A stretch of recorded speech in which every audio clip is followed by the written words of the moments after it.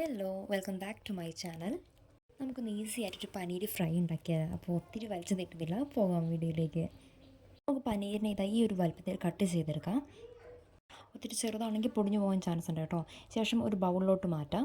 അതിലേക്ക് നല്ല ചൂടുവെള്ളവും ഉപ്പും കൂടി ഒഴിച്ച് നല്ല നികത്തി വെള്ളം ഒഴിക്കണേ. ഒരു 10 മിനിറ്റ് മാറ്റി വയ്ക്കാം.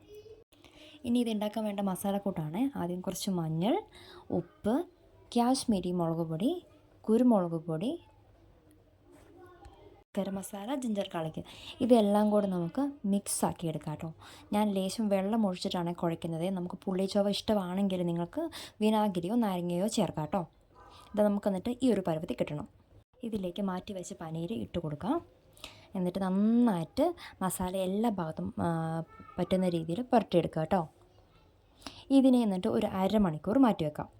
ചൂടായ എണ്ണയിലേക്ക് കറിവേപ്പില ഇട്ടിട്ട് ആദ്യം കോരിയെടുക്കാം കേട്ടോ. ഇതൊരു ഡിഫറെൻറ്റ് ടേസ്റ്റാണ് കറിവേപ്പില ഇടുമ്പോൾ. ഇതിലേക്ക് പനീർ ഓരോന്നോരോന്നായിട്ട് നമുക്ക് ഇട്ട് കൊടുക്കാം. പനീരിന് അധികം വേവില്ല, ഒരു മാക്സിമം ഒരു 5 മിനിറ്റ് അത്രയേ ഉള്ളൂ കേട്ടോ. നമുക്ക് ഈ ഒരു പരുവാകുമ്പോഴത്തേക്കിനും അതിനെ വാങ്ങാം. നല്ല സോഫ്റ്റാണ്. അപ്പോൾ നിങ്ങൾ വീട്ടിൽ എന്തായാലും ഇത് ട്രൈ ചെയ്ത് നോക്കുക. എല്ലാവർക്കും ഇഷ്ടമാകും. ഒത്തിരി എരിവൊന്നും നമ്മൾ ചേർത്തിട്ടില്ല, കാശ്മീരി മുളക് പൊടി ആയതുകൊണ്ട്. ട്രൈ ചെയ്ത് നോക്കി കമൻറ്റുകൾ പറയുക. അപ്പം മറ്റൊരു വീഡിയോ ആയിട്ട് ഞാൻ വരുന്നതാണ്. അതുവരെയും ബൈ.